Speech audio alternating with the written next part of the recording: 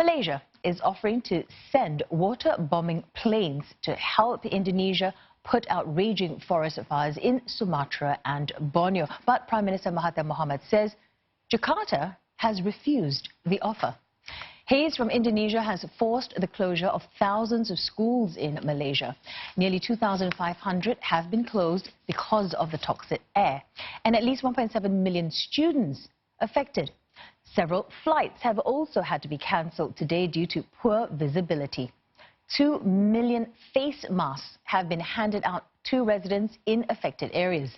And KL has also set a maximum price for face masks to stop profiteering. Now, there was a third round of cloud seeding operations today over Selangor, Perak and Penang. Drones could also be used to tackle the haze. The Prime Minister says this could bring temporary relief. But we are suggesting now that we use drones. We use drones to form artificial rain. Yeah, you know, the drones can go to and fro like that. We can use several of them, and particularly with regard to Putrajaya, which is very badly affected by haze. But Environment Minister Yeo Bee Yin has warned cloud seeding is only temporary. She's pushing ASEAN members to find a long-term solution. As a country, we will not be able to overcome transboundary haze issue if whatever that we do here. So we need cooperation in the international level, in the regional level, and we believe that all the countries in ASEAN would like to solve this problem. We hope that Malaysia is very committed to be a part of the solution for a long-term solution for transboundary haze. In Indonesia, the air quality in central Kalimantan has deteriorated significantly, where an emergency has been declared. About 1,300 schools have been closed in the area, while hundreds were shut in Riau province. And for the latest, let's join our correspondent Saiful Bahri Ismail. He's in Jakarta. Saiful, why doesn't Indonesia want help from neighboring countries? Well, Glenda, we have to remember that Indonesia is the biggest country in Southeast Asia, and it wants to be seen as being able to resolve its own problems. Indonesian authorities have said they are appreciative of the offer of assistance from Malaysia and Singapore to combat the haze, but would not accept it just yet.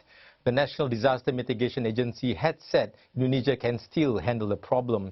The central government is currently working hand in hand with local administrations as well as businesses to put out the fires. As in any kind of disasters, the prerogative to decide whether foreign assistance can be accepted lies with the president of the country, which is Joko Widodo. Now, having said that, Indonesia, which is prone to many kinds of disasters, have accepted international assistance in the past. The most recent, of course, was during the earthquake that rocked central Sulawesi last year, which killed more than 4,300 people.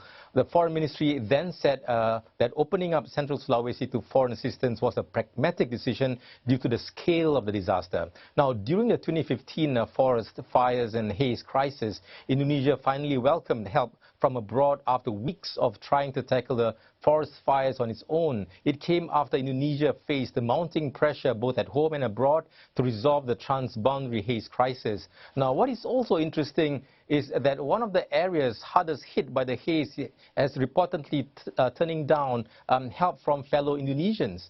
Now, Riau province has declined help from a team of disaster management and social services officers, saying that it did not need the additional assistance. Now, Riau authorities said the province did not have many hotspots, so the assistance from Jakarta should be rerouted to those regions with more hotspots to prevent the smoke from reaching Riau. The 65-member team from Jakarta has since been redirected to central Kalimantan. Saiful, if Indonesia doesn't want to receive any help from anyone else, how are efforts to control the forest fires going then? Well, Steve, there has been some progress. Cloud seeding operations in Riau has borne fruit. On Wednesday, a Hercules C-130 aircraft dropped 3.4 tons of salt to several areas in the province and was able to induce moderate rain for about 30 minutes. However, the air quality in Pekanbaru, which is the provincial capital of Riau, remains at a dangerous level. The PM10 reading at 4 p.m. on Thursday is at 398. Anything over 350 is considered dangerous. Now, the air quality in the provinces of West Kalimantan and Central Kalimantan is also at dangerous levels. The PM10 reading in West Kalimantan is 334. And the reading in Central Kalimantan has took a turn for the worse, going through the roof at 1,057. Now, more than 10,000 personnel have been deployed to Central Kalimantan to fight the forest fires. Now, the bad air quality has also affected the health of residents. The Riau Health Agency said more than 2,000 residents visit hospitals and clinics for treatment of respiratory illness every day.